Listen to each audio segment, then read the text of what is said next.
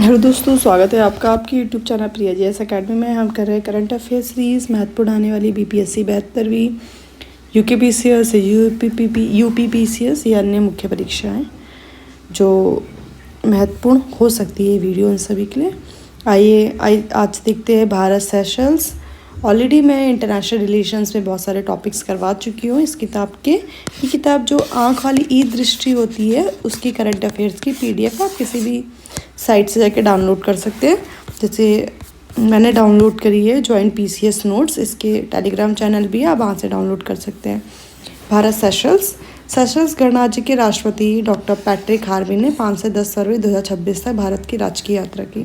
देखिए, इसमें मुझे ऐसा कुछ इम्पॉर्टेंट नहीं दिखा जो मैं आपको बोलूँगी कि आप ये पढ़ लीजिए, क्योंकि इसमें सब में यही है कि इतना डॉलर हो जाना चाहिए व्यापार, इतना तो याद नहीं किया जा सकता। तो इसलिए मैंने इस टॉपिक को, मुझे लगता है कि यहाँ पे कुछ नहीं था इतना महत्वपूर्ण, इसलिए मैं इसको स्किप करती हूँ।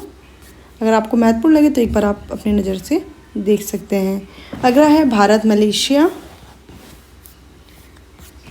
और भारत के रिलेशंस हमेशा अप एंड डाउन होते रहते हैं। अभी बीच में भी आपको न्यूज़ पता होगी 1-2 साल पहले भी। इसमें देख लेते हैं। इसमें भी मुझे ऐसा, इस टॉपिक में तो मुझे ऐसा कुछ नहीं लगा कि जो ये चीज़ इम्पॉर्टेंट हो सकते हैं। मलेशिया भारत को पाम ऑयल निर्यात करने वाले इंडोनेशिया के बाद दूसरा सबसे बड़ा स्रोत है। तो इंडोनेशिया पहले में हो गया, मलेशिया दूसरे में हो गया। भारत यूएई में देख लेते हैं। भारत यूएई में संयुक्त अरब अमीरात के राष्ट्रपति महामहिम शेख मोहम्मद बिन जायदुल नहान ने 19 फरवरी 2026 को भारत की आधिकारिक यात्रा की। इसमें इम्पॉर्टेंट है, यूएई ने भारत की 2026 ब्रिक्स अध्यक्षता को पूर्ण समर्थन दिया, और जबकि भारत ने यूएई की 2026 यूएन वाटर कॉन्फ्रेंस कहाँ होने वाली, यूएई में होने वाली, संयुक्त अरब अमीरात में होने वाली है, आबू धाबी में 8 से 10 दिसंबर 2026 के मध्य का समर्थन किया। बाकी तो इसमें ऐसा कुछ मुझे दिखा नहीं, मैंने अंडरलाइन करके रखा हुआ है जो पॉइंट्स इंपॉर्टेंट है। और अबू धाबी में हाउस ऑफ इंडिया की स्थापना, भारतीय कला विरासत तत्व संग्रहालय युक्त सांस्कृतिक केंद्र की स्थापना की बात की गई है। भारत जर्मनी में भी मुझे ऐसा कुछ नहीं दिखा कि मैं बोलूँगी कि बहुत ज़्यादा इम्पॉर्टेंट है यहाँ से।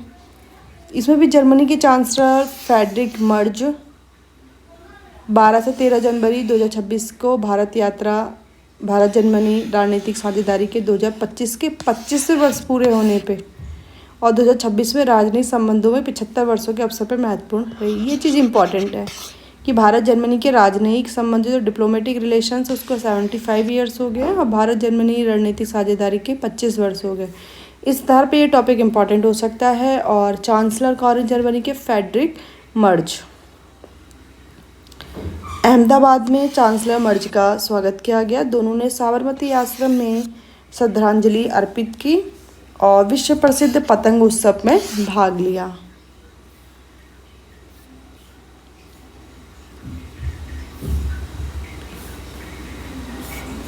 बाकी इसमें ऐसा कुछ नहीं है जो पढ़ा जा सके जो महत्वपूर्ण हो।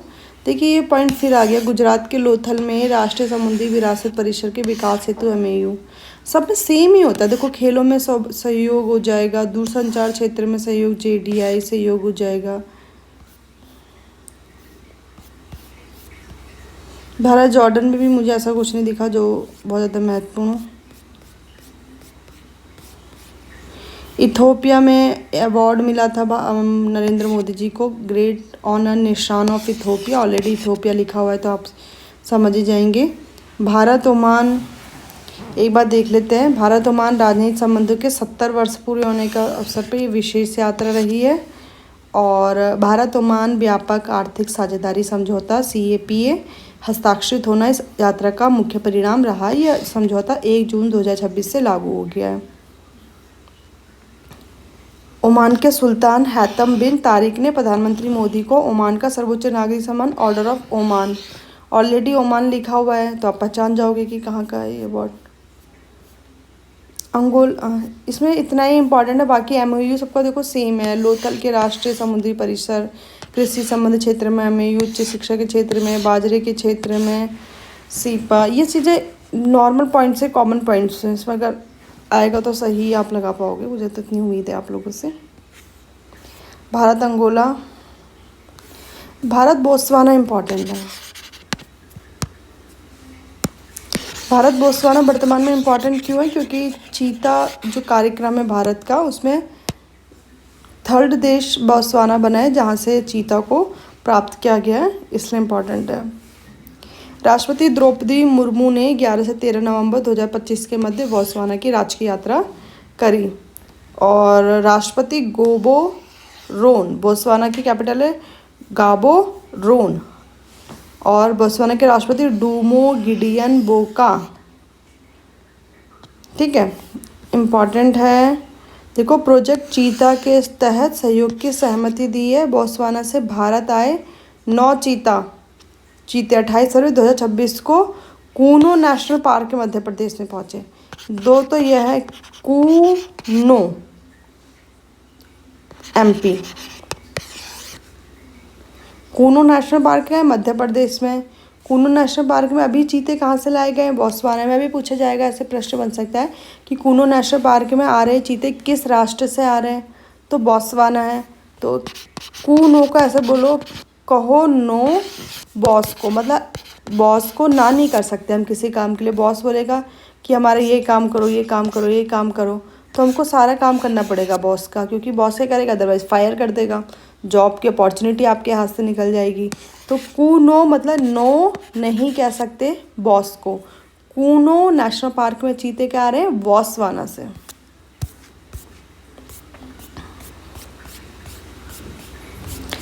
फिर नामीबिया और दक्षिण अफ्रीका के बाद बोत्सवाना भारत को चीता प्रदान करने वाला तीसरा देश बन गया है। अगला है भारत भूटान। भारत भूटान में 1-2 पॉइंट्स ऐसे हैं जो बहुत ज़्यादा महत्वपूर्ण है, जहाँ से प्रश्न बनने की संभावना रहेगी। प्रधानमंत्री मोदी ने 11 से 12 नवंबर 2025 के मध्य भूटान की 2 दिवसीय राजकीय यात्रा की। उन्होंने भूटान के राजा जिग्मे खेसर नामग्याल वांगचुक से भेंट की। एक बार नाम दोबारा से पढ़ लेती हूँ, जिग्मे खेसर नामग्याल वांगचुक। ये इम्पॉर्टेंट है। 1020 मेगावाट क्षमता वाली पूना तसागछू तसांगछू जलविद्युत परियोजना किन 2 राष्ट्रों के मध्य? भारत और भूटान के मध्य। पुनात गांछू बोलना भी नहीं बन पा रहा मुझसे, तो ये भूटान के और भारत के मध्य है, ये पॉइंट याद रखना। ठीक है, और इसमें इम्पॉर्टेंट है, प्रधानमंत्री मोदी ने भूटान के गैलेफू माइंडफुलनेस सिटी विजन के लिए भारत का समर्थन दोहराया। मतलब भूटान में एक सिटी बन रही है, माइंडफुलनेस सिटी या स्मार्ट सिटी आप बोल सकते हैं, गैलेफू। तो क्या शब्द है? गैलेफू। भूटान में बन रही है गैलेफू।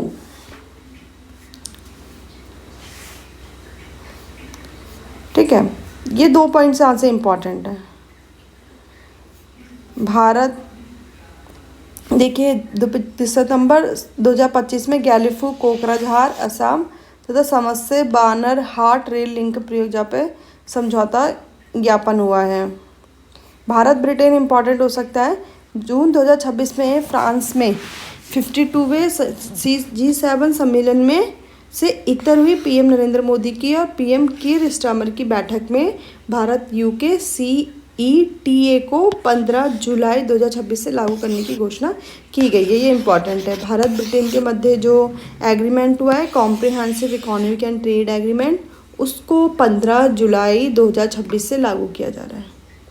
15 जुलाई 2026 से लागू करने की घोषणा की गई है। ये इम्पॉर्टेंट पॉइंट है, ये डेट याद करेंगे, 15 जुलाई 2026।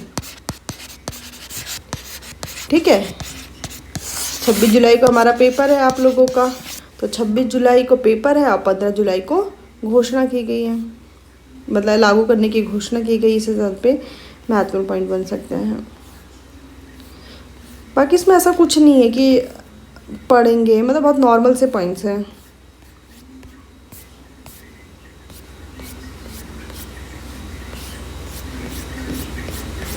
फिर अगला है भारत मंगोलिया। इसमें मंगोलिया के राष्ट्रपति खुरलेसुख उखना ने 13 से 16 अक्टूबर 2025 तक भारत की 4 दिवसीय यात्रा की है। और भारत और मंगोलिया के संबंधों को अक्सर आध्यात्मिक पड़ोसी और तृतीय पड़ोसी के रूप में भी अभिव्यक्त किया जाता है।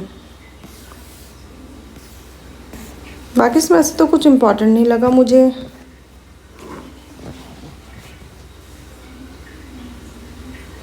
ये इम्पोर्टेंट हो सकता है, गादेन तेग चिनलेन मठ कहाँ स्थित होगा, मंगोलिया में होगा। बाकी इतना मुझे इम्पोर्टेंट नहीं लगा।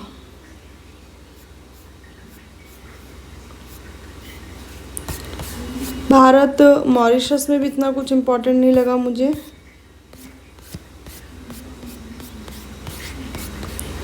भारत सिंगापुर वाले में भी ऐसा कुछ स्पेसिफिक पॉइंट नहीं है जो अति महत्वपूर्ण है। भारत जापान वाला टॉपिक जो है उसमें एक चीज़ इम्पॉर्टेंट है कि मुंबई अहमदाबाद उच्च गति रेल परियोजना मतलब भारत में किसके सहयोग से बन रही है, जापान के सहयोग से बन रही है।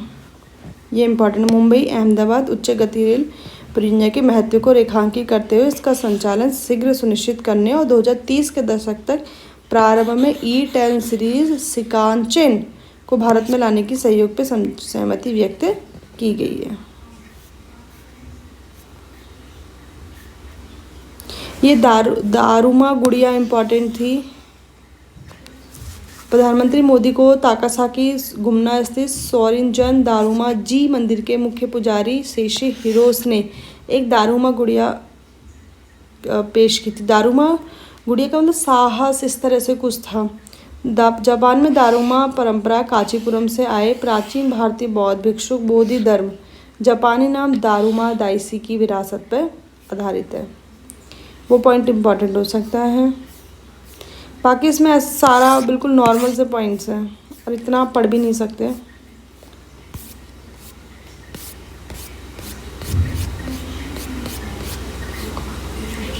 इस वीडियो में इतना ही। अगली वीडियो में देखेंगे भारत फिलीपींस, अगर कोई महत्वपूर्ण पॉइंट जिसमें रहेगा, भारत मालदीव और भारत नामीबिया। अगर कोई इंपॉर्टेंट पॉइंट जिसमें बचेगा मैं तभी वीडियो लेकर आऊँगी, अदरवाइज़ मैं वीडियो लेके नहीं आऊँगी इस टॉपिक से रिलेटेड। और अगला टॉपिक देख लेंगे अंतर्राष्ट्रीय प्रकरण। आइए पहले ही देख लेते हैं, इसमें मैंने जो पॉइंट्स इंपॉर्टेंट लगाएंगे उनको एक बार देख लेते हैं। देखो भारत फिलीपींस में मुझे ऐसा कुछ पॉइंट्स नहीं मिला होगा इसलिए मैंने अंडरलाइन नहीं किया है।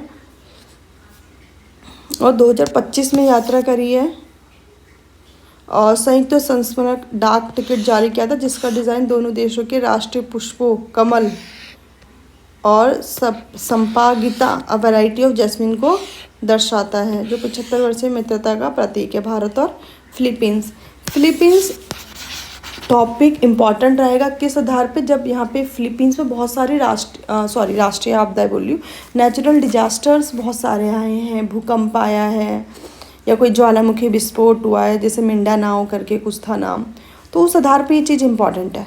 तो फिलीपींस वाला टॉपिक अलग से देखेंगे। भारत मालदीव को आपको पता ही होगा कि रिश्ते किस तरह से ऊपर नीचे जाते रहते हैं।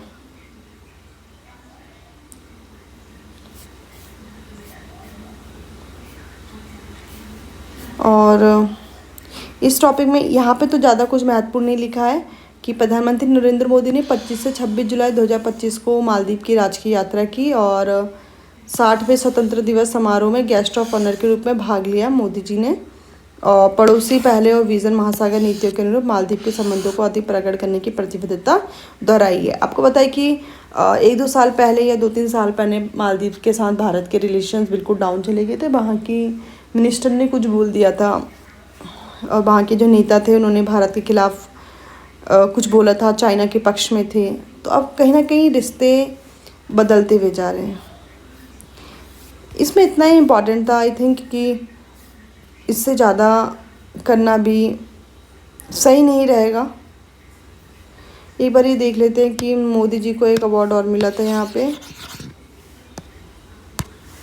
Order of the most ancient Welwitschia Mirabilis से अवार्ड से सम्मानित होने वाले मोदी जी बने हैं, पहले भारतीय नेता बने थे। मीरा बिले सिर्फ मीरा याद रख लो। कोई कोई किसी किसी का नाम मीरा होता है लेकिन काम मीरा जैसे नहीं होते, तो ऐसे बोलो कि मीरा नाम रखना ही वो नहीं है, मतलब आपने सब कुछ प्राप्त कर लिया। मीरा के जैसे गुणों को प्राप्त करना इम्पॉर्टेंट है, तो मीरा नाम ही महत्वपूर्ण नहीं, मीरा जैसे गुणों को प्राप्त करना भी महत्वपूर्ण बन जाता है। तो मीरा नामीबिया हमने इस तरह से देख लिया। इस वीडियो में इतना ही। आई होप कि आपको इतना समझ में आया होगा। अगली वीडियो में देखेंगे। अगली वीडियो में मैं आपको करवाने वाली हूँ अंतर्राष्ट्रीय जो घटनाएं छोटी छोटी हुई है, ईरान युद्ध, इस्लामाबाद, यहाँ पे जो छोटे छोटे टॉपिक्स के फॉर्म में दिए हुए हैं, इस्लामाबाद समझौता ज्ञापन, उन पॉइंट्स को कराऊंगी। और इंटरनेशनल रिलेशंस में जहाँ मोदी जी गए हैं या कोई राष्ट्रीय अध्यक्ष भारत आया है, उनसे महत्वपूर्ण प्रश्न जहाँ बन सकते थे वो मैंने आपको करवा दिया है। Thank you for watching Priya GS academy. और मैं आपकी जानकारी के लिए बता दूं कि मैं ऑलरेडी भारत फ्रांस जैसे संबंध जो हैं उनको करवा चुकी हूँ, और मैंने आपको ये ट्रिक्स के माध्यम से कराया था। जिन छात्रों जिन अभ्यर्थियों ने नहीं किया है अभी तक, एक बार आप जाके वीडियो देख लीजिए, क्योंकि महत्वपूर्ण हो सकता है आपके लिए, क्योंकि ट्रिक्स के माध्यम से कराया गया है। Thank you for watching Priya GS academy. मिलते हैं अगली वीडियो में।